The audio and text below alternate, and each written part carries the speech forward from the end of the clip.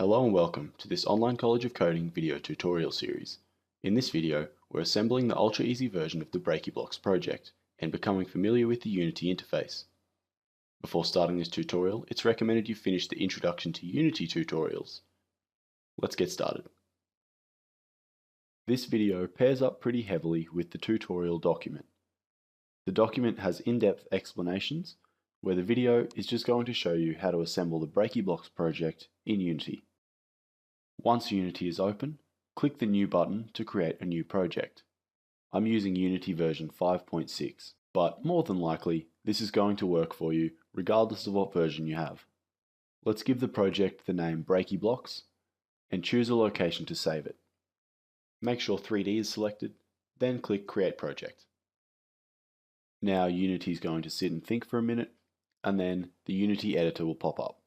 What you're seeing now is what the Unity editor will look like for every brand new blank project. The resources we need to create this project come pre-packaged in a Unity asset package, which you should have already downloaded. Find your asset package and drag it into this window here, the project browser. The package will load for a second, and then the Unity import package window will appear. In the window is a list of all of the resources contained within the package. If you want, you can scroll around and have a look, but all we need to do is make sure all the boxes are ticked and then click Import. Now Unity is going to think just for a bit more while it imports all the assets. With all the assets finally imported, there are now 5 folders in the project browser. These folders are just like the folders on your desktop.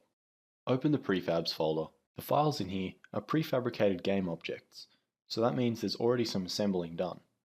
Find the paddle prefab. Click and drag it into this window here, the hierarchy. The hierarchy displays the game objects that are currently in our scene. If you drag a prefab or game object into the hierarchy, it's added to the scene, and vice versa. If you test the game now by pressing the big play button at the top middle of the screen, the paddle just sits idly in the scene, because it has no attached script component to give it functionality and tell it what to do. Press the play button again to stop the game. Move back to the project browser, and this time open the scripts folder. Find the script called paddle and drag it onto the game object in the hierarchy. Because we just made that change to the paddle, adding the script, we need to apply the change. So with the paddle selected in the hierarchy, move over to the inspector on the right and click the apply button. Press the play button again to test the game, and this time you'll see that the paddle follows the mouse across the screen. With the paddle selected in the hierarchy, if you look in the inspector at the paddle script component, you can see a box that's empty with the label ball prefab. The text in the box tells us that whatever goes in there is a game object, and the label tells us that it's the ball prefab. Scripts often need links to other assets so they can communicate while the game is running. So to link our paddle script up with the ball prefab game object, you can click the tiny circle to the right of the empty variable slot. A window will appear with a list of all the objects that could be placed in the box. It's up to you to choose the right one. Because we know we need the ball prefab, double-click the object called ball. Now to apply these changes, click the apply button in the inspector. Press the play button to test the game yet again, and now that we have the link to the ball in our paddle script, the paddle creates a ball at the start of the game. But you'll notice it's not doing anything. It has a cool tail effect, but that's it. Just like the paddle, the ball needs a script attached to give it functionality. So let's go to the prefabs folder in the project browser and drag the ball prefab into the hierarchy. To find its script, we need to go to the scripts folder and drag the ball script into the hierarchy as well and drop it on the ball game object. And because we've just added the script, and that's a change we want to apply, click the apply button in the inspector. We don't actually need the ball in the scene, however, because the paddle's creating it at the start of the game. So we can actually click on the ball in the hierarchy and press the delete button on the keyboard to delete it. When you test the game now, the ball will shoot off from the paddle, if you just did that all correctly. Next, we add an environment to the game, so it looks cool and so that the ball has something to interact with. For the first part, go to the prefabs folder and find the skybox prefab. Drag it into the hierarchy. The skybox comes with loads of cool backgrounds, and if you hold your right mouse button down over the scene, you can use the W, A, S, and D keys, like arrow keys, to zoom around and explore. If you get lost, don't worry, just double click on an object in the hierarchy and it'll take you straight back there. For the second part of the environment, let's go back to the prefabs folder and this time find the walls prefab. Drag it into the hierarchy as well. The ball is supposed to be able to interact with these walls. At the moment it just goes straight through. Adding collider components to a few of the objects in the scene will fix that. In the hierarchy, select the paddle object. To add any component to an object, click the Add Component button in the inspector. Collider components are found in the Physics section, and for the paddle, we want a box collider.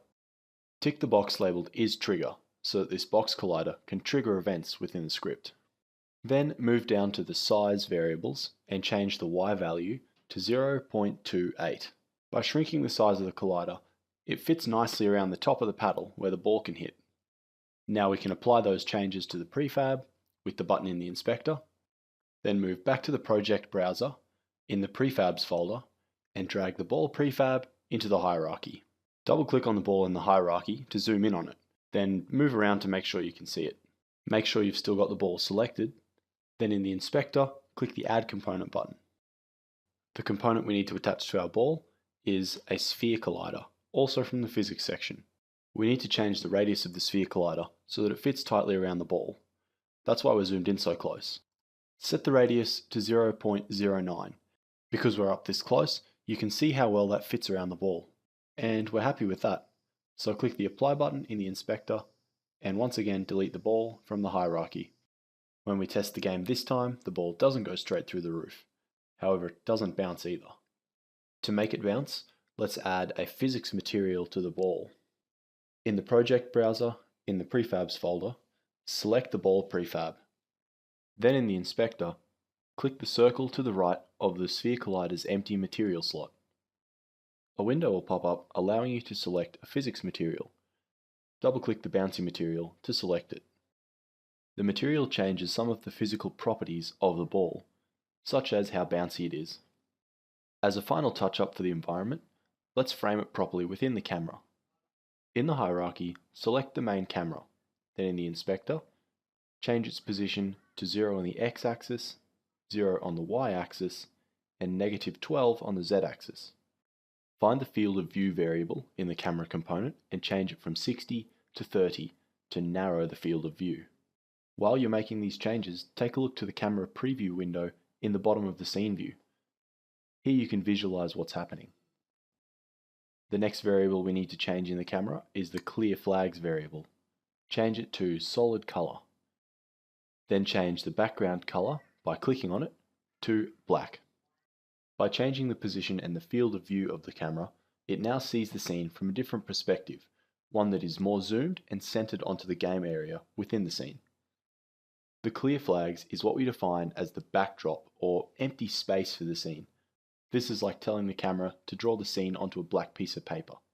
Now, when the game has reached the point of having both a player and an environment, the next step would be to add some sort of interactivity. So open the Create menu in the hierarchy and click the Create Empty button.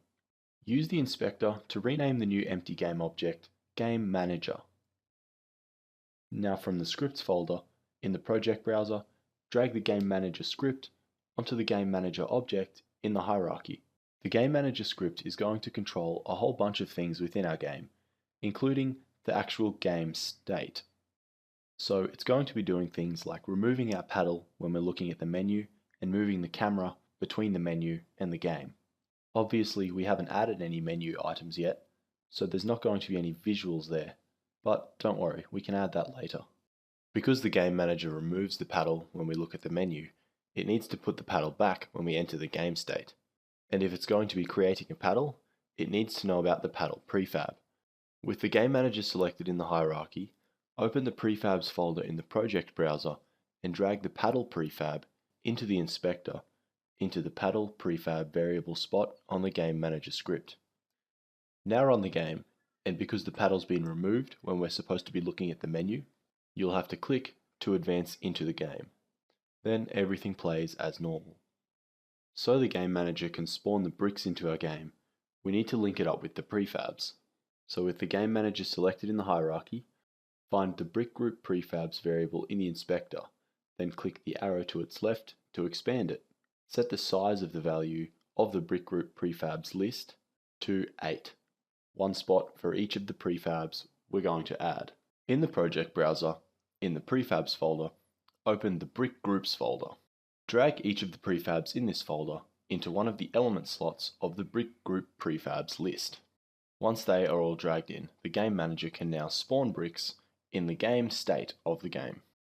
The next step, adding the special power-up bricks, is a very similar process. Set the size of the special brick prefabs list to 3, the same way we did for the brick group prefabs list. From the prefabs folder in the project browser, this time go into the special bricks folder.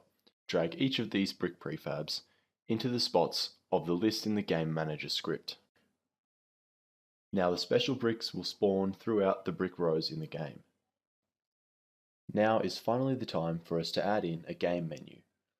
The prefab has already been linked up with some animations for the game camera and other objects within the game. It also has different visual elements that turn on and off as they're needed. From the prefabs folder in the project browser, click and drag the menu prefab into the hierarchy. Although the menu is so visually complex, it's easy for us to add in because most of the work has been done by artists. And with that, the Breaky Blocks game is complete. So sit back and have a play. Congratulations on making it this far through the tutorial and fully completing the game. Hopefully you feel like moving on to a more difficult tutorial in Unity, or maybe even trying another one like this. Take a look at some of our other courses and see what you like. Be sure to also check out our Intermediate Programming Concept series, where we take you through the basics of programming. See you in the next video.